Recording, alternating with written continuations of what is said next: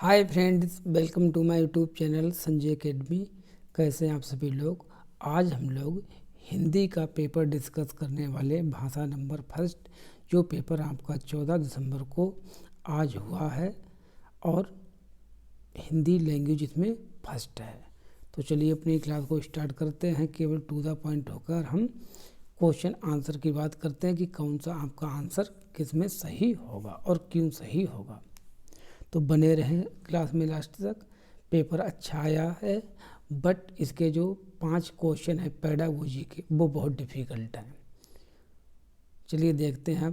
तो ये जो हमारे पास सेट है, बता दें आप लोगों को, ये आई सेट है और आपके पास जो भी सेट है उस सेट से मिलान कर लीजिए। क्वेश्चन जो है आगे पीछे हो सकते हैं।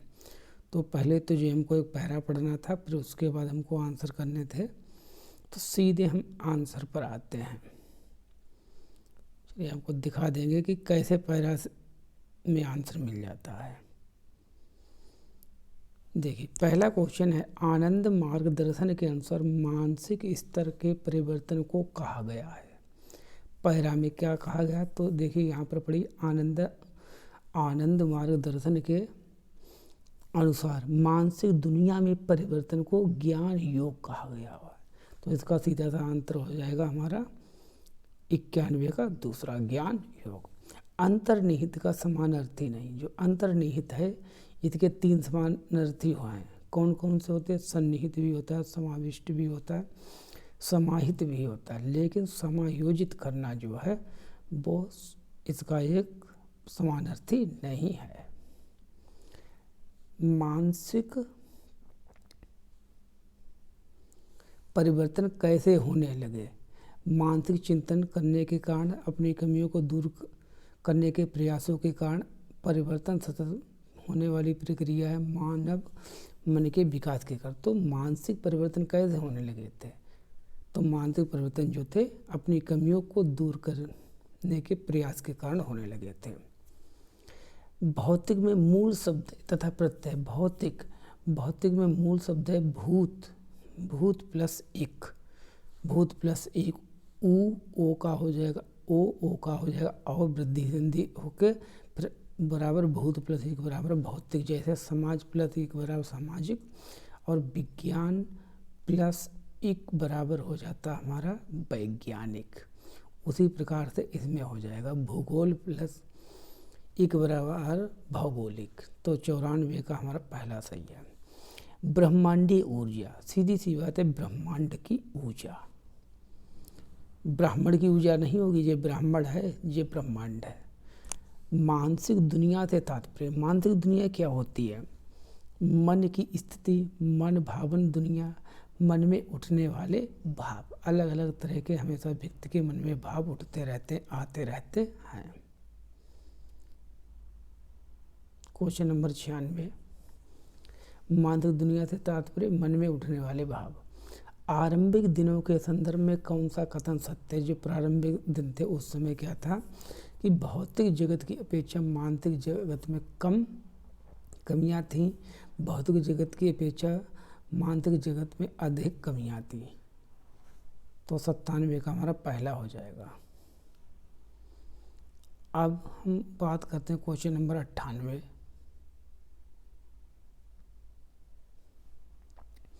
गद्यांश के अनुसार मनुष्य को की जरूरत है, किसकी जरूरत है मनुष्य को?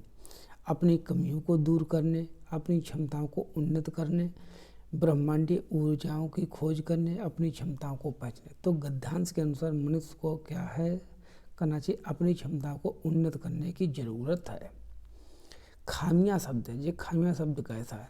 तो खामियां शब्द एक तद्भव शब्द है। तो 99 तक हमारे हो गए। अब हम लोग एक छोटी सी कविता पढ़ेंगे, फिर इसके ऊपर आधारित आंसर देंगे। देखिए पढ़ ही लीजिए। जीवन अर्पण लिए हुए पाता, कभी खोता कभी आशा निराशा से घिरा, हंसता कभी रोता, कभी गति मत ना हो अवरुद्ध, इसका ध्यान आठो याम, या मन समय, या मन समय होता है चलना हमारा काम है। हर एक परिस्थिति में हमको चलना है, रुकना नहीं है। जीवन कैसा है, तो जीवन में अप्स एंड डाउन्स हमेशा आते रहते हैं, इसीलिए आशा निराशा से घिरा हुआ। 101 जीवन की विषम माने खराब परिस्थितियों को व्यक्त करने के लिए उचित उदाहरण क्या नहीं होगा। कभी आशा कभी निराशा, बिल्कुल सही है। कभी हंसना कभी रोना, कभी खोना कभी पाना, लेकिन तीसरा बताइए, कभी सोना कभी रोना, ये नहीं होगा। जो नहीं होगा वही हमारा आंसर होगा, क्योंकि ये निगेटिव क्वेश्चन है। आठों याम से तात्पर्य, आठ माने आठ, जो 24 घंटा का समय है इसको पहर में बांटा गया है। तो 8 तिया 24, एक पहर का जो समय होता है वो 3 घंटा होता, तो 8 तिया 24 बराबर आठों यम, मतलब प्रत्येक समय हमको ध्यान में रखना चाहिए। तो 102 का पहला हो जाएगा। क्वेश्चन नंबर 103, समूह से भिन्न शब्द अलग कौन सा है। देखिए, पाना खोना विपरीत अर्थी है, हंसना रोना विपरीत है, आशा निराशा क्या है, विपरीत अर्थक है। लेकिन भिन्न भिन्न शब्द है, जो समान शब्द है, इसलिए यही हमारा हो जाएगा गलत, और जो गलत है वही हमारा सही है। तो ये हमारा 103 का चौथा वाला सही है।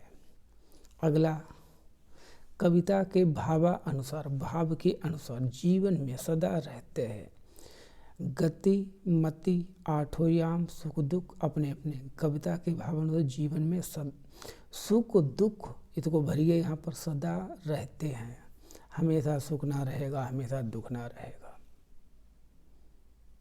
क्वेश्चन नंबर 105, चाहे कितने भी दुख आए मनुष्य को क्या करना चाहिए।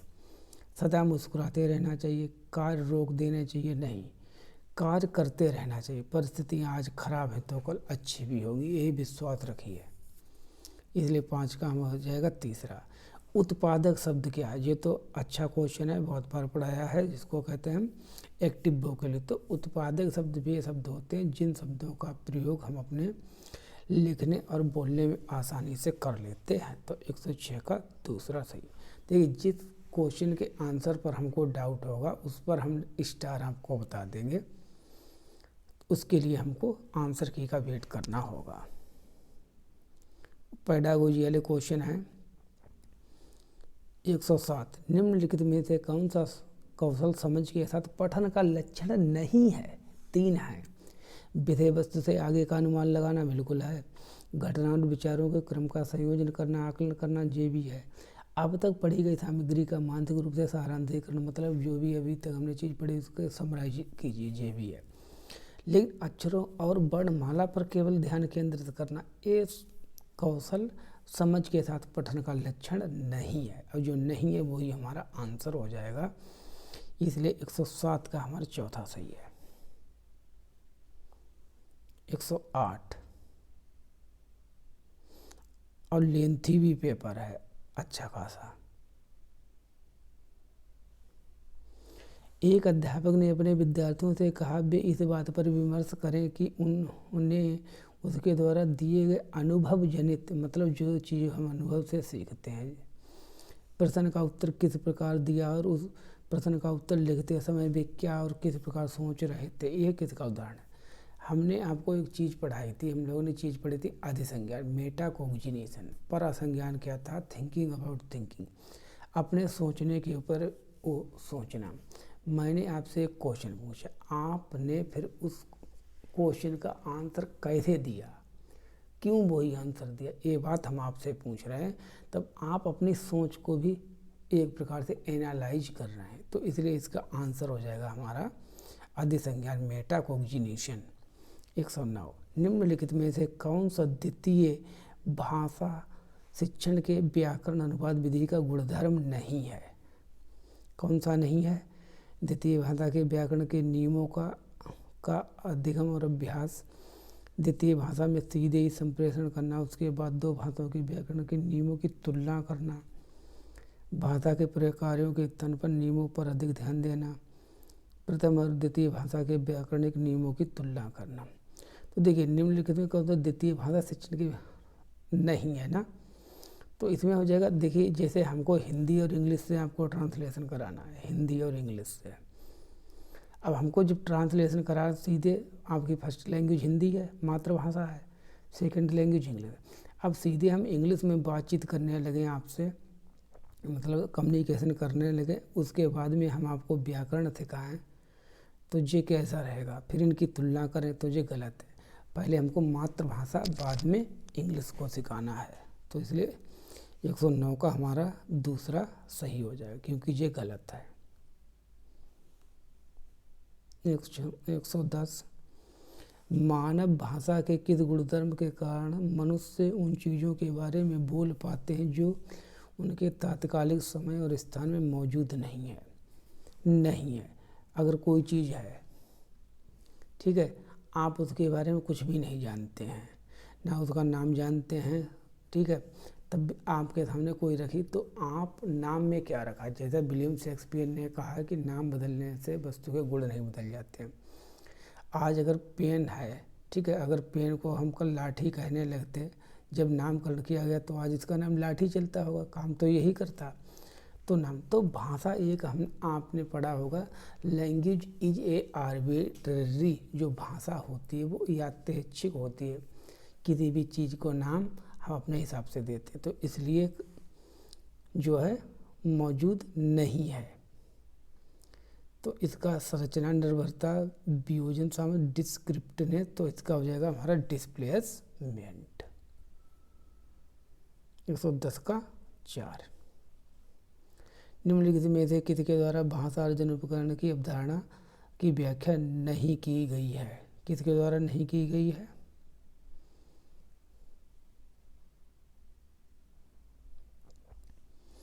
बच्चे 4-5 वर्षों की कम अवधि के भीतर कैसे भाषा सीखने योग्य बन जाते हैं? बच्चे आकृति मूलक भाषा कैसे सीखते हैं? बच्चों का भाषिक उत्पाद उन्हें मिले भाषिक निवेश से अधिक क्यों होता है? बच्चे अपनी भाषा, प्रथम भाषा कैसे सीखते हैं? तो नहीं है। तो बच्चे अपनी प्रथम भाषा कैसे सीखते हैं? अर्जन के द्वारा सीखते हैं। बच्चे आकृति मूलक भाषा कैसे सीखते हैं? तो इसका सीधे हम आंसर पर जाएंगे। इसके लिए आपको स्टार करना पड़ेगा, ठीक है, आंसर की के लिए। फिलहाल इसका जो आंसर है, हम अभी जो है 111 का तीसरा लगाकर चलिए। 1-2 क्वेश्चन में बिल्कुल स्टार रहता है, ठीक है, इतना कोई वो भगवान नहीं है। बहुत जो CBSE होती है वो अपने आंसर चेंज कर लेती है, जो आयोग पेपर बनाता है खुद, तो हो सकता है ये समझ आधारित है, कोई फैक्चुअल तो है नहीं कि भारत की राजधानी दिल्ली ही है, तो इनके आंसर बदल सकते हैं, लेकिन ऐसा नहीं सब बदल जाए, 1-2 मुश्किल से।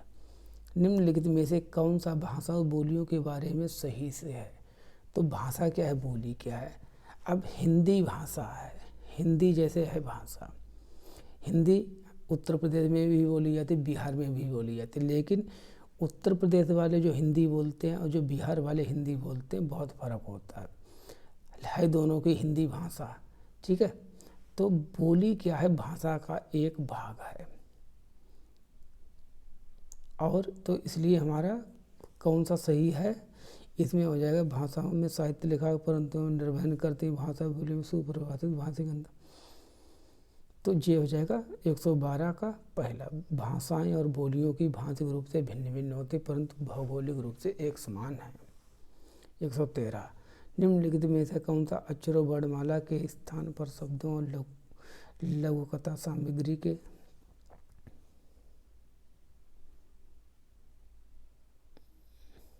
113 क्वेश्चन नंबर है, एक टफ क्वेश्चन है, 5-6 क्वेश्चन बहुत टफ है। निम्नलिखित में से कौन सा अक्षर और वर्णमाला के स्थान पर शब्दों और लघुकथा सामग्री के आधार पर पठन कौशल आरंभ करने को तर्क संगत नहीं ठहराता है? क्या चीज़ नहीं है? शब्द और पाठ सामग्री सार्थक संबद्धता सृजित कर पाते हैं, 113 है क्वेश्चन नंबर, जो कि अक्षर नहीं कर पाते हैं, सही है। शब्द और पाठ सामग्री अधिक रुचिकर होती हैं जबकि अक्षर नहीं। अच्छा, शब्दों की अपेक्षा पृथक अक्षरों को कंठस्थ करना अधिक कठिन है, ये भी सही है। शुरुआती पाठ्य पुस्तकें पाठ है छोटी छोटी इकाइयों की तुलना में बड़ी बड़ी इकाइयों पर बेहतर तरीके ध्यान केंद्रित कर पाते हैं। ठीक है, अब निगेटिव ढूंढना, 3 सही है 1 गलत है। तो इसमें हमारा हो जाएगा शब्द और दूसरा 113 का दूसरा, शब्द और पाठ सामग्री अधिक रुचिकर होती जबकि अक्षर नहीं। Just 1 minute.